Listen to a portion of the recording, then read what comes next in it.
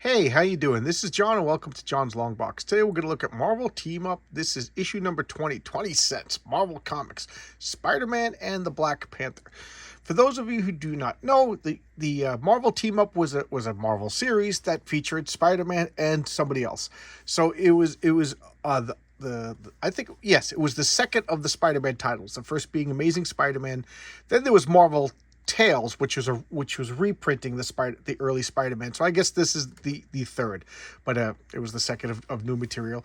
And then after this, Spectacular Spider-Man, and then Web of Spider-Man, and then all the other Spider-Man comics came out. It's funny because I collected this before I collected the Amazing Spider-Man. I don't know why. I just like their rotating cast of characters. Sometimes you got this series introduced me to so many new characters. So let's see. We got Mile High Murder, Monsters Mayhem, and Mile High Murder. Look at that. Still at large and out for blood. Stegron the Dinosaur Man. So this is part two.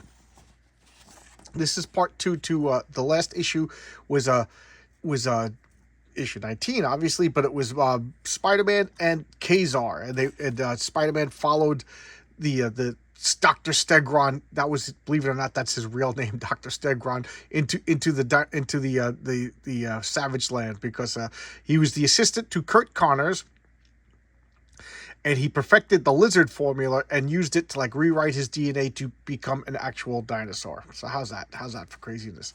So, I'm using my tripod today, so I don't know if I could like zoom in on actual panels. So let me know what you think. I'm trying out other things. So first and foremost, I guess I'll bring this up. Marvel Team Up, copyright 1974. Yep. April 1974. And let's look at the credits over here. We got Len Wein, the writer. Len Wein also created Swamp Thing. He also created Wolverine. So look at that. What an awesome resume. Sal Buscema. What can I say about Sal Buscema? Sal Buscema is the brother to John Buscema. And at the time, as a kid, when this came out, I didn't really know which one was which. I just saw the name Buscema. I guess I was too stupid to notice the Sal or the John. I already explained how I was a very poor reader until, I guess, around this point is when I started to become a good reader, and it was all comic books. Yes, 100% was comic books.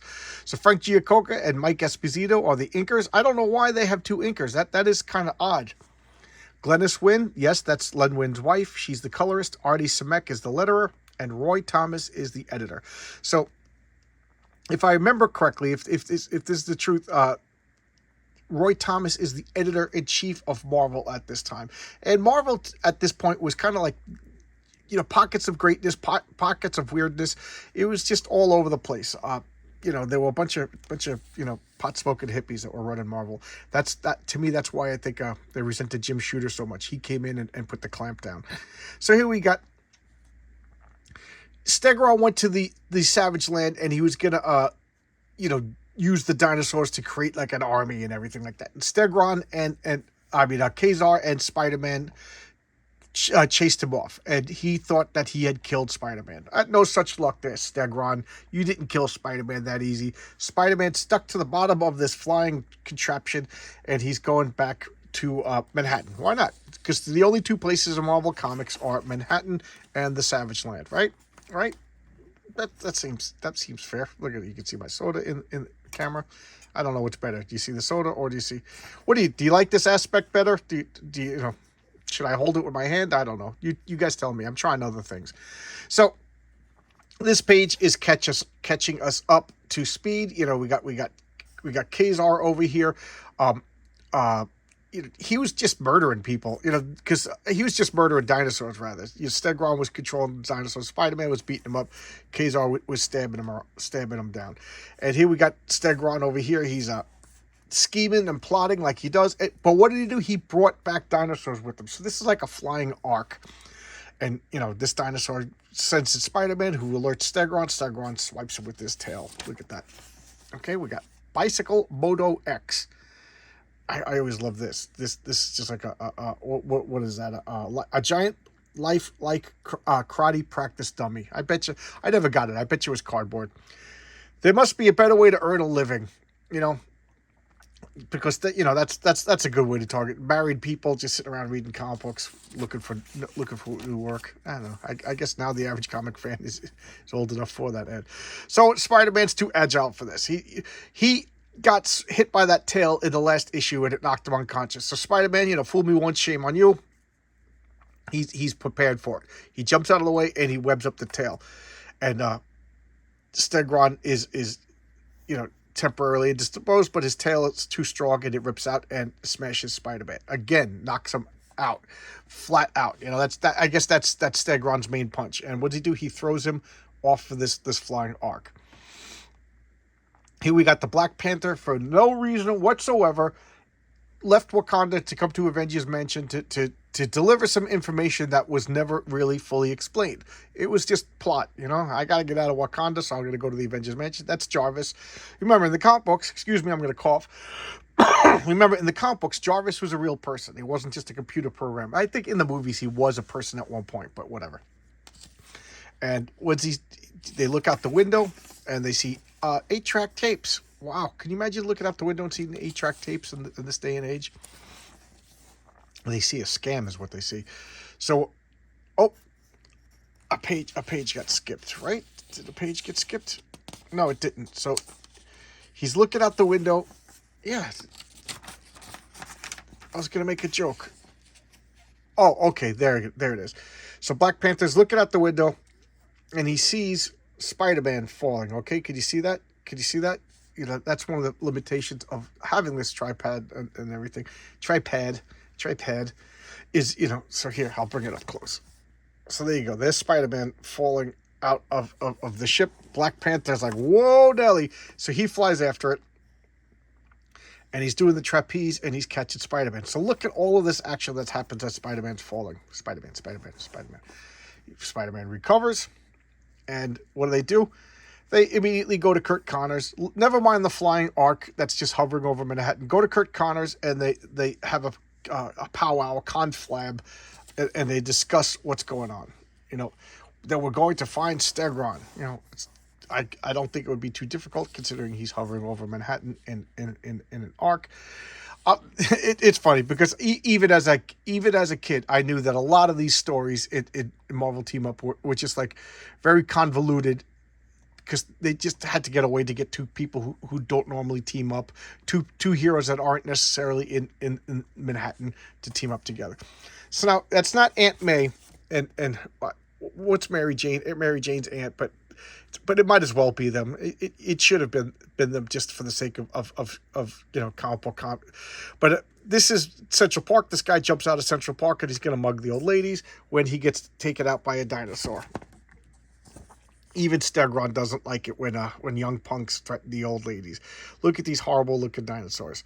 Horrible-looking dinosaurs. At this point, I guess I should point out that Sam Buscema had a low regard for comic books. John Buscema loved comic books.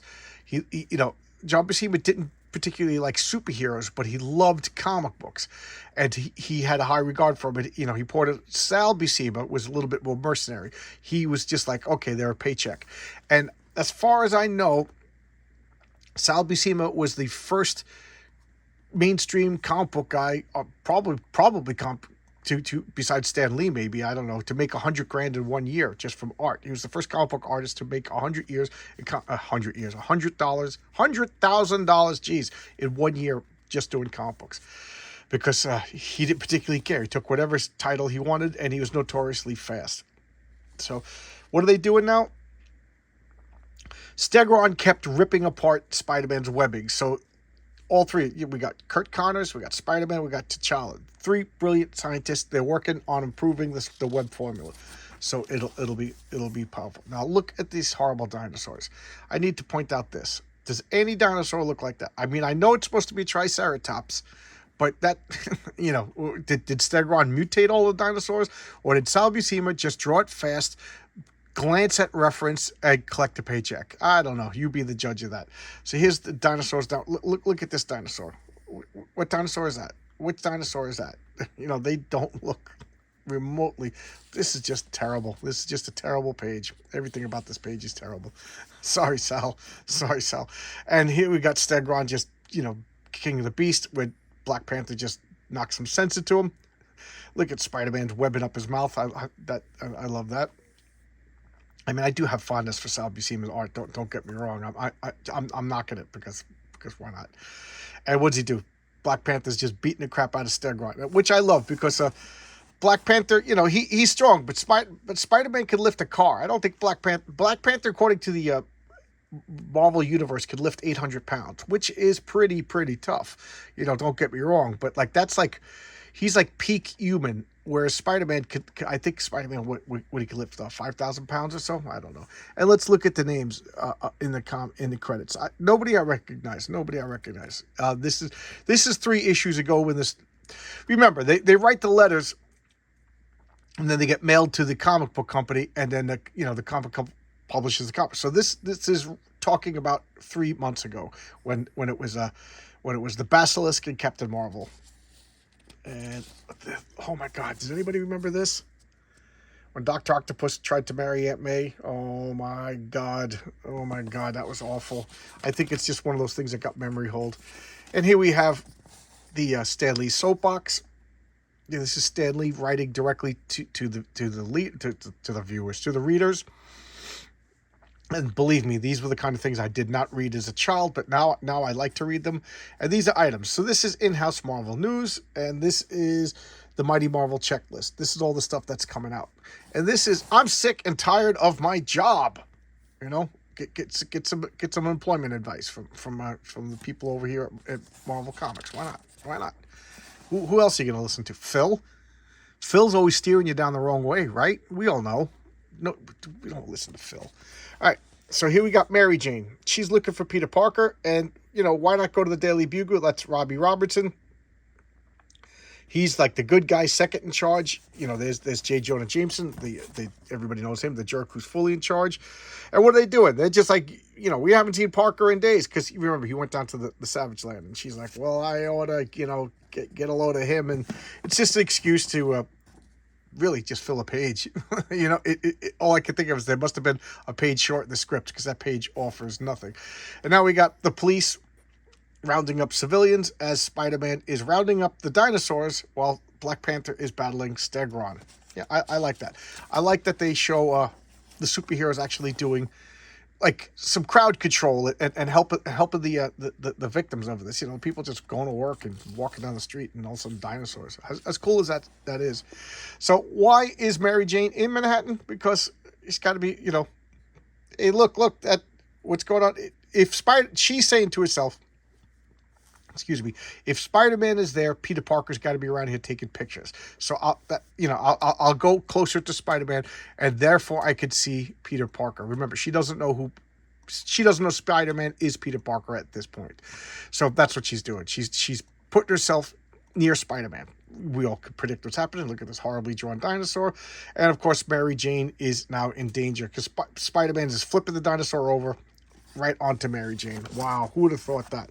He's like, oh my God, Mary Jane. So he grabs her with the webs and pulls her out in the naked, and he yells at her. He yells at her. He goes, right, Spider-Man. And if I wasn't so concerned about my public image, I would have let that ugly flatten you. Now bug off, sister, and stay out of my way. She's like, yes, sir. He goes, I hope my gruff act fooled Miss Watson. It wouldn't be cool if Spider-Man sounded concerned as Peter Parker. So the sacrifice he has to make. He yells at Mary Jane. And then we got Spider-Man, Black Panther, and Stegron. I've seen some really cool drawings of Stegron lately, and it just looks really amazing. So what did we got? A bullpen bonus page, some more news. What is this? Crazy. That's right, Crazy Magazine. That was Marvel's ripoff of a or whatever, rip-off is a good word, of Mad Magazine. So it was Marvel's humor magazine, which was funny because at this point in history, there was Mad Magazine, which my brother and I loved Mad Magazine. There was Crooked, and there was Cracked. No, there was, I'm sorry, I said that wrong. There was Mad Magazine, there was Cracked, and Crazy.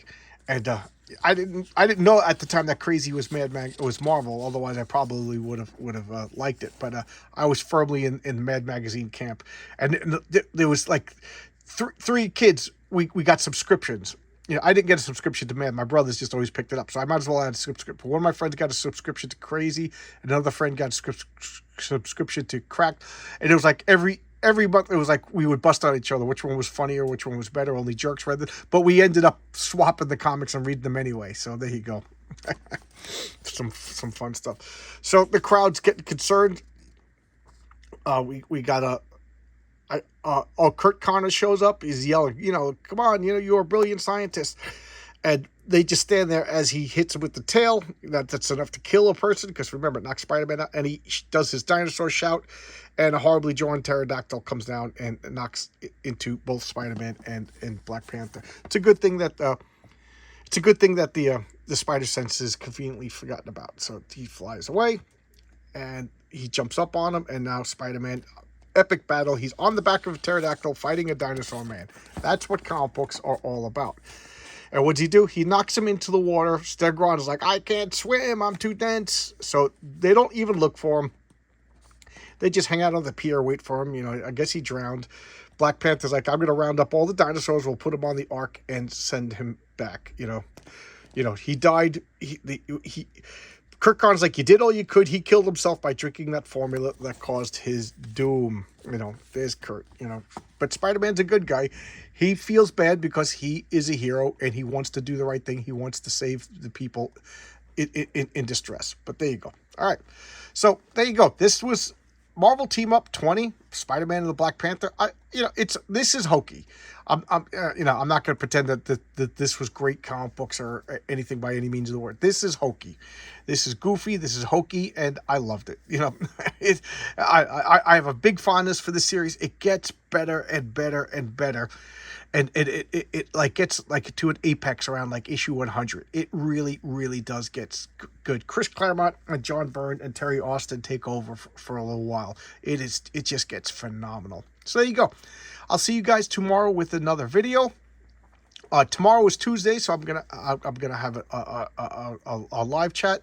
Wednesday I'll go back to regular videos, and I'll see you tomorrow with I'll see you Wednesday with another video. Thank you.